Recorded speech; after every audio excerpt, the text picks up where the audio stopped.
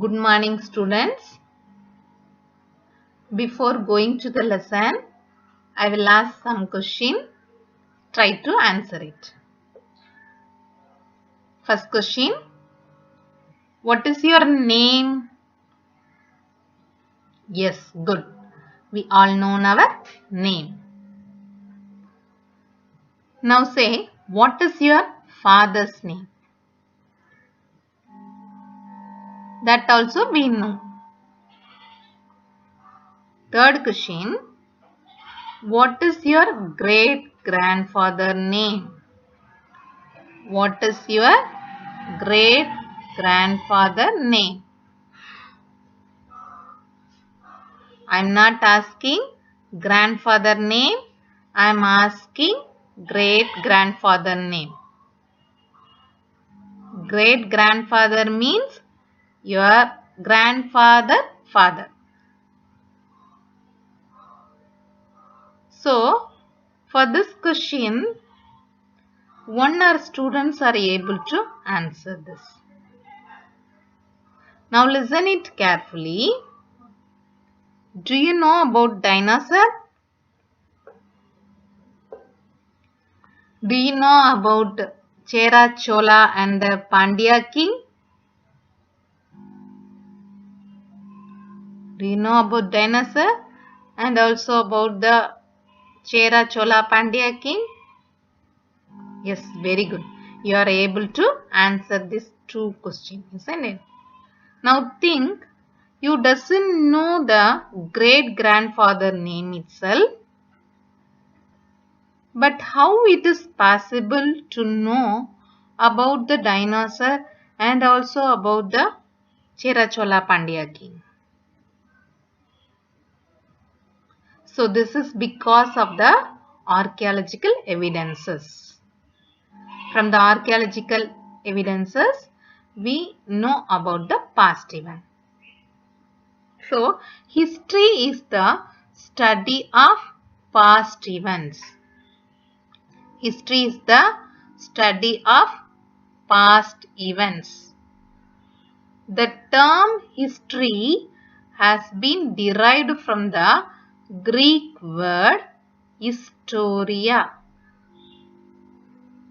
Historia, spelling I-S-T-O-R-I-A,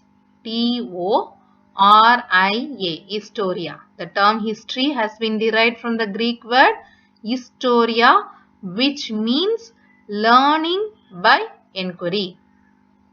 Historia means learning by inquiry.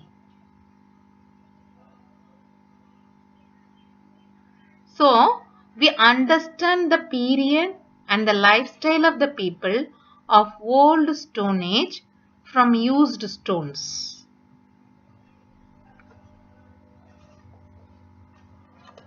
Now, what is called as a prehistory? What is called as prehistory? The period between the use of first stone tools and the invention of writing is a prehistory. Prehistory means man doesn't know to write. The period between the use of first stone tools and the invention of writing system is known as prehistory. Some tools, excavated materials and rock paintings are the major sources of prehistory. So some tools, excavated materials and rock paintings are the major sources of prehistory. Who is called as historian? A person who excelled in history is known as historian. A person who excelled in history is known as historian.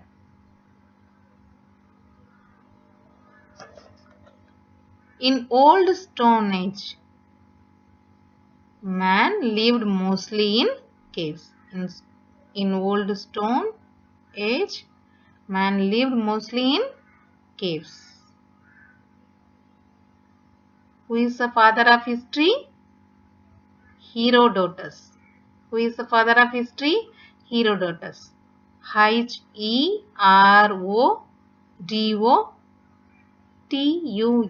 Herodotus is the father of history. So, in that ancient period, people lived in caves, used to draw paintings in rocks, called rock painting. They might have wished to record their activities through these paintings.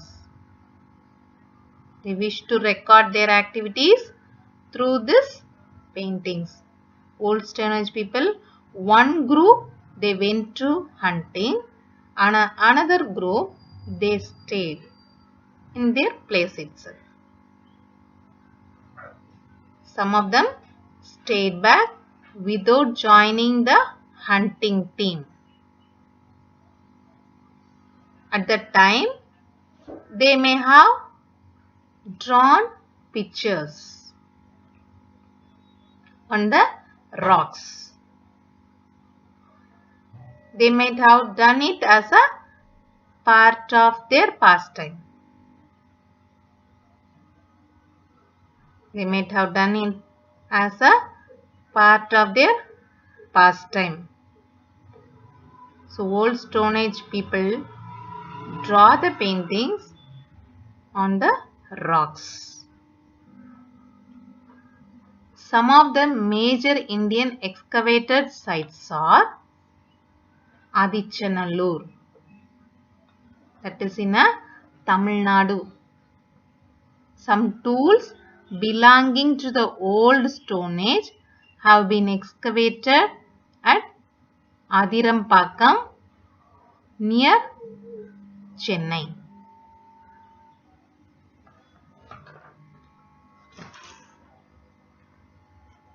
The material used by the ancient people are preserved in a museum by the archaeological department.